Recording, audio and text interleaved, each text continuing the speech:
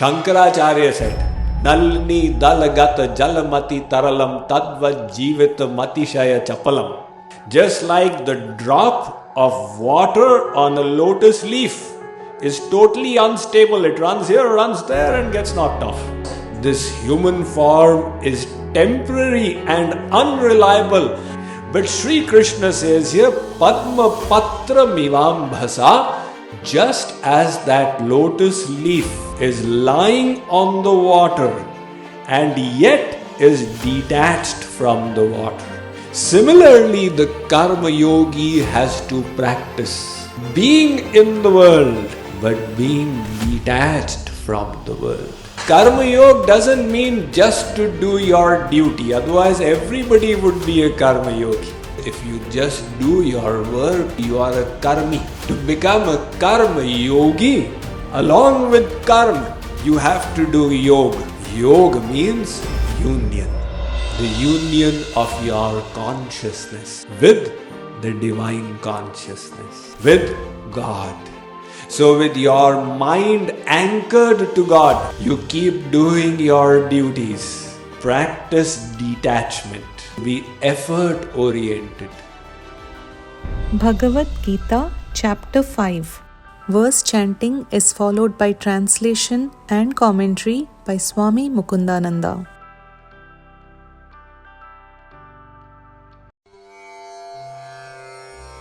brahmanyadhaya karmani sangam tyaktva karoti yaha lipyate na sa papena padma-patram ivambhasa.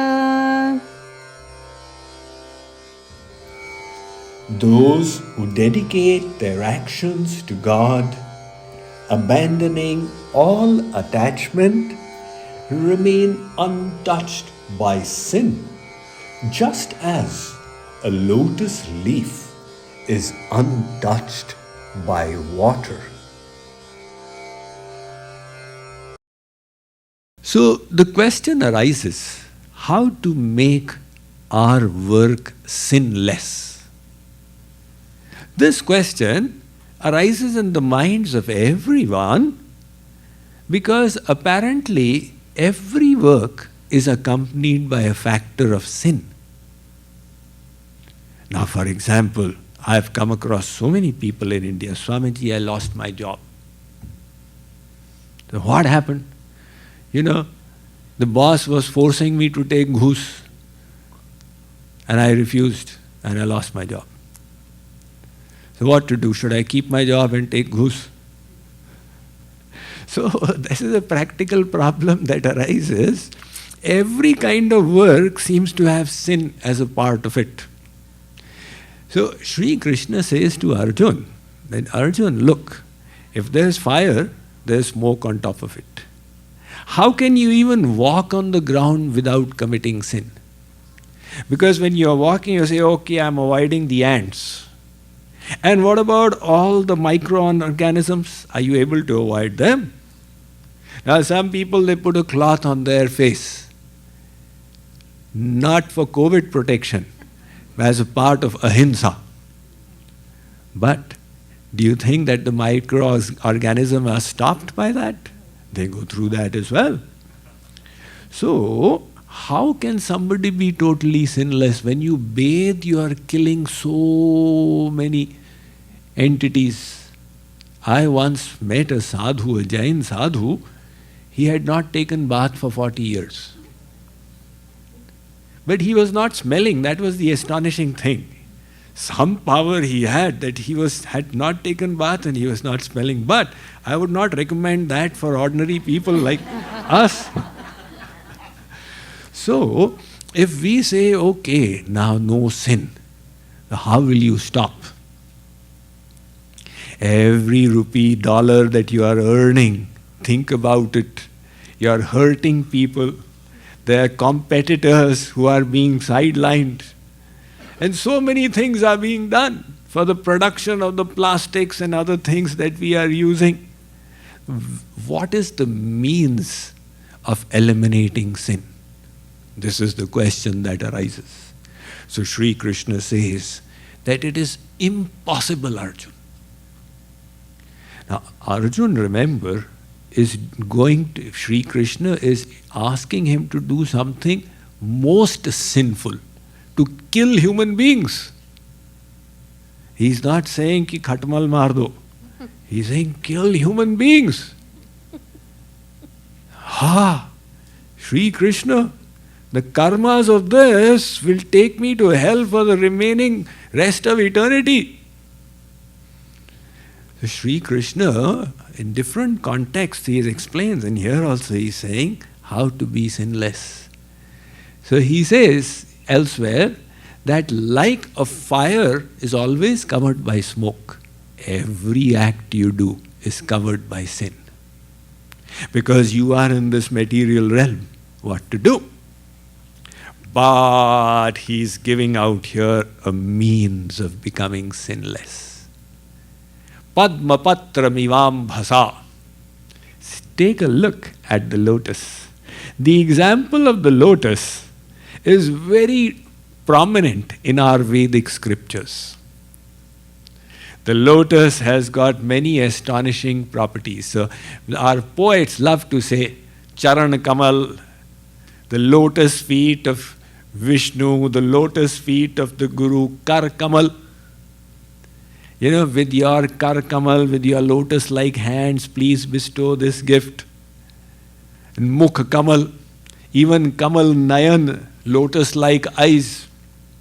So the lotus has got a couple of very astonishing properties. And the first astonishing property is that it grows in the mud.